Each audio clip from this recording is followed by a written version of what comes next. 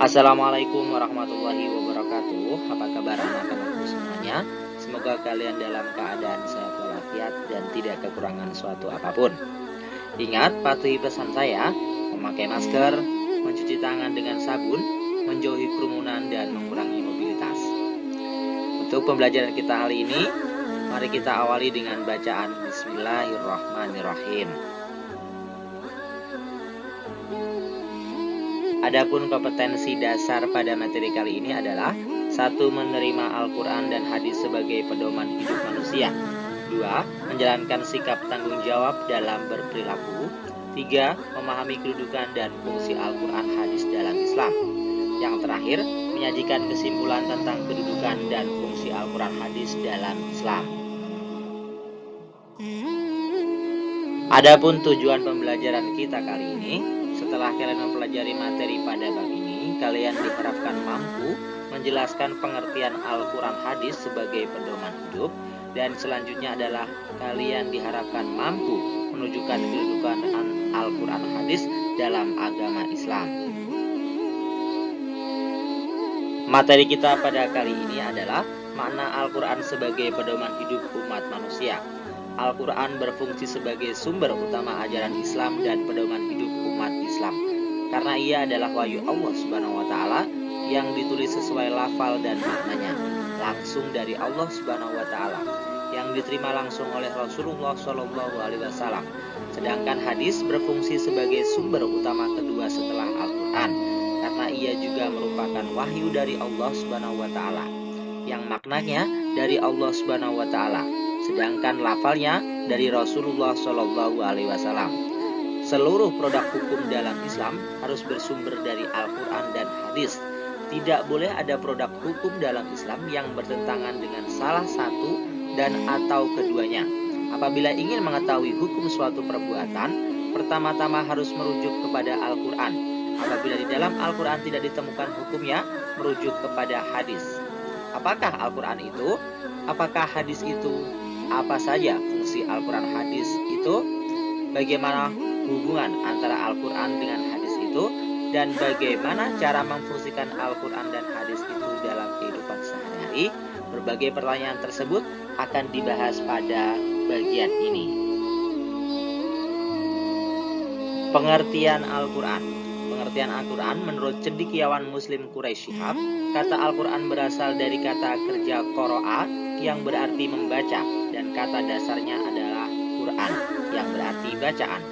Huruf alif pada kata Quran, lanjut Quraisy Shihab, mengandung arti kesempurnaan. Dengan demikian Al-Quran adalah bacaan yang sempurna. Tidak hanya sempurna akan kandungannya, namun juga redaksi serta petunjuknya. Kesempurnaan lain yang dimiliki Al-Quran, lanjut Quraisy Shihab, karena ia mudah diingat. Tidak hanya untuk orang tua, anak-anak pun sangat mudah menghafalnya. Kesempurnaan Al-Quran itu telah terbukti dalam sejarah bahwa tiada satu bacaan pun sejak manusia mengenal tulis baca ribuan tahun yang lalu yang dapat menandingi Al-Quranul Karim. Bacaan yang sempurna lagi mulia itu. Al-Quran dengan makna bacaan dinyatakan oleh Allah Subhanahu wa Ta'ala dalam beberapa ayat, antara lain di dalam Al-Baqarah ayat 185. Bismillahirrahmanirrahim. Syahrul Ramadan alladzi unzila fihil Qur'anu hudal linnasi wa bayyinatin minal huda wal furqan. Yang artinya, beberapa hari yang ditentukan itu ialah bulan Ramadan, bulan yang di dalamnya diturunkan permulaan Al-Quran sebagai petunjuk bagi manusia dan penjelasan-penjelasan mengenai petunjuk itu dan pembeda antara yang hak dan yang batil. Quran Surah Al-Baqarah ayat 185. Kemudian Al-Hujurat ayat 87. Bismillahirrahmanirrahim. Walaqad ataina sab'an minal masani wal Qur'anil azim. Dan sesungguhnya kami telah berikan kepadamu 7 ayat yang dibaca berulang-ulang.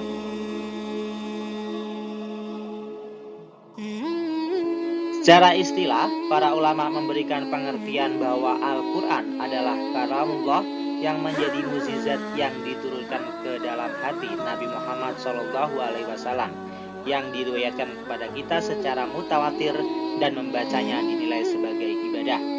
Dari pengertian tersebut dapat dipahami bahwa pertama, Al-Quran merupakan kalamullah, artinya bukan ucapan Nabi Muhammad SAW, malaikat atau makhluk lainnya, tetapi firman Allah Subhanahu wa Ta'ala yang diturunkan melalui wahyu yang memberikan jaminan kesempurnaan dan terbebas dari kekurangan.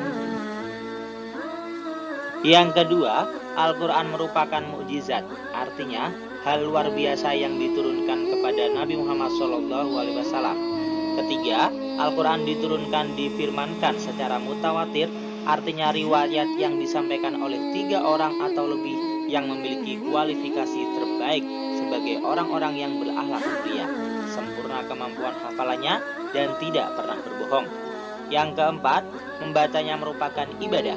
Membaca Al-Quran menjadi tanda keimanan seseorang. Semakin tinggi imannya, semakin sering dan sungguh-sungguh membacanya. Semakin sering membaca, semakin meningkat imannya.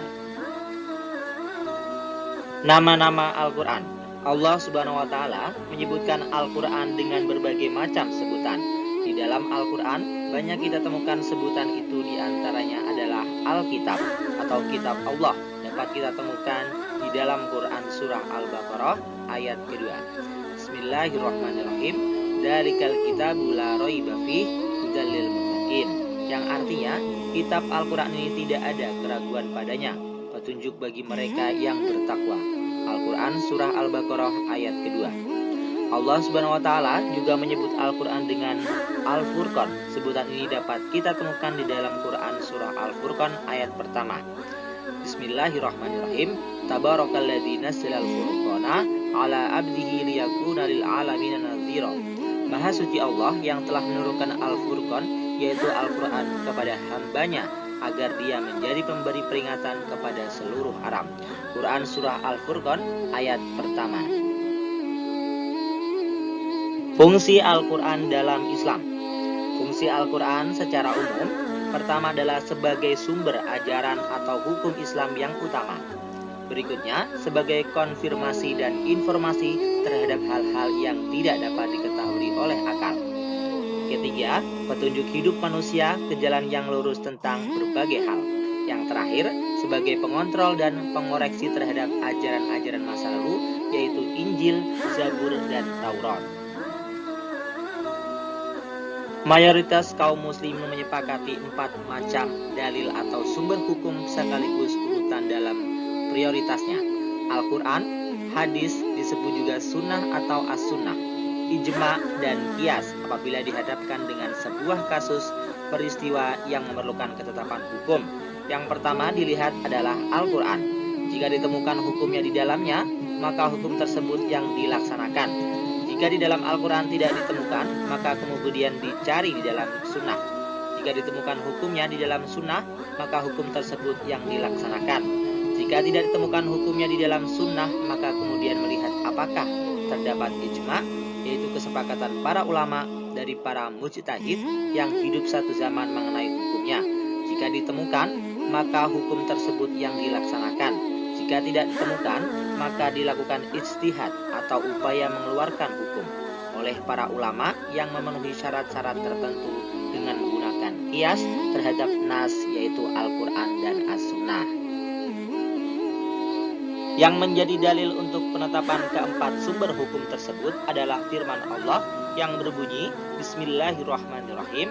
Ya ayyuhalladzina amanu atiullaha wa atiur rasul wa ulil amri minkum fa in tanaza'tum fi syai'in farudduhu ilallahi wa rasuli in kuntum tu'minuna billahi wal yaumil akhir dzalika khairu wa ahsanu ta'wila.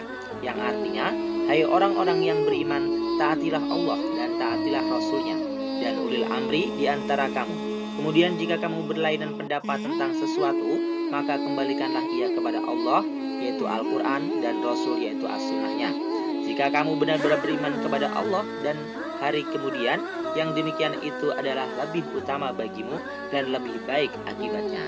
Quran surah An-Nisa ayat 159. Di dalam Al-Quran ada 3 fungsinya sebagai petunjuk. Al-Quran menjadi petunjuk bagi manusia secara umum, petunjuk bagi orang-orang yang bertakwa, dan petunjuk bagi orang-orang yang beriman. Jadi, Al-Quran tidak hanya menjadi petunjuk bagi umat Islam saja, tapi bagi manusia secara umum. Kandungan Al-Quran memang ada yang bersifat universal, seperti yang berkaitan dengan ilmu pengetahuan, dan itu bisa menjadi petunjuk bagi semua orang, tidak hanya orang yang beriman Islam dan bertakwa saja. Al-Quranul Karim adalah kitab terakhir yang diturunkan oleh Allah Subhanahu wa Ta'ala. Al-Quran menghapus kitab Taurat, Zabur, Injil, dan seluruh kitab yang diturunkan sebelumnya.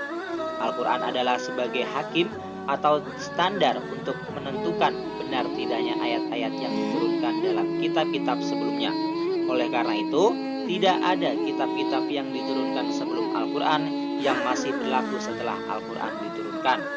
Allah Ta'ala berfirman di dalam Quran Surah Al-Ma'idah ayat 48 yang berbunyi, Bismillahirrahmanirrahim, Wa anzalna ilaikal kitaba bil haqqi musaddiqal lima baina yadayhi minal kitabi wa muhaimina alaihi fahkum bainahum bima anzalallahu wa la tattabi ahwa'ahum amma ja'aka minal haqq. Dan kami telah menurunkan kepada Al-Quran dengan membawa kebenaran, membenarkan apa yang sebelumnya, yaitu kitab-kitab yang diturunkan sebelumnya, dan sebagai hakim terhadap kitab-kitab yang lain itu. Maka putuskanlah perkara mereka menurut apa yang Allah turunkan, dan janganlah kamu mengikuti hawa nafsu mereka dengan meninggalkan kebenaran yang telah datang kepadamu. Quran Surah Al-Ma'idah ayat 48. Bagi kehidupan manusia, Allah Subhanahu wa Ta'ala menciptakan manusia di muka bumi dijadikan sebagai khalifah atau pemimpin, pengatur, agar manusia dapat melaksanakan misi tersebut dengan baik. Allah Subhanahu wa Ta'ala menurunkan Al-Quran sebagai panduan. Fungsi-fungsi Al-Quran bagi kehidupan manusia dapat diketahui dari nama-nama lain Al-Quran itu sendiri. Setiap nama Al-Quran memiliki arti yang menunjukkan fungsi dari Al-Quran tersebut. Misalnya adalah Al-Huda, yaitu petunjuk, Al-Furqan, yaitu pembeda, dan lain-lain. Al-Huda, petunjuk. Dalam Al-Quran ada 3 posisi Al-Quran yang fungsinya sebagai petunjuk.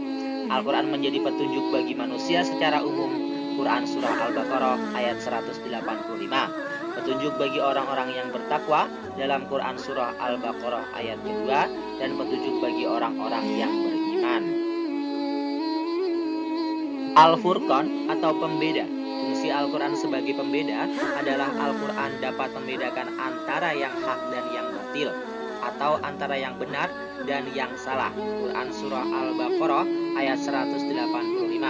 Di dalam Al-Quran dijelaskan beberapa hal mengenai yang boleh dilakukan atau yang baik, dan yang tidak boleh dilakukan atau yang buruk.